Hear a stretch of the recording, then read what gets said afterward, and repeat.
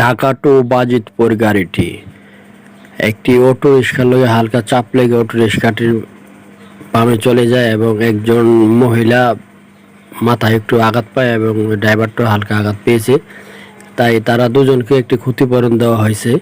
আর বিশেষ করে বলতে গেলে আমাদের এইসব লোডে আপনার এই অটো সিএনজি প্রায় গাড়ি হঠাৎ করে মেন লোডে ব্রেক করে ফেলে। তাদের ব্রেক লাইটের খুব সমস্যা, ব্রেক লাইট থাকে না। ব্রেক লাইট না থাকার কারণে অনেক সময় পিছনের গাড়ি বুঝতে পারে না, গাড়ি টানের মধ্যে থাকে, হঠাৎ করে তারা ব্রেক দিয়ে দেয়। কিন্তু ব্রেক লাইটটা থাকলে বোঝা যায় কি যে গাড়িটা ব্রেক দিছে, সেও ব্রেক করবে। কিন্তু এই দুর্ঘটনাগুলো এইভাবে ঘটে আর কি।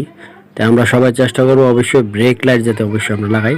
আর সবাই সাবধানে গাড়ি চালাবো ভাই, সাবধানে গাড়ি চালালে অ্যাক্সিডেন্টের হার অনেক কমে যাবে।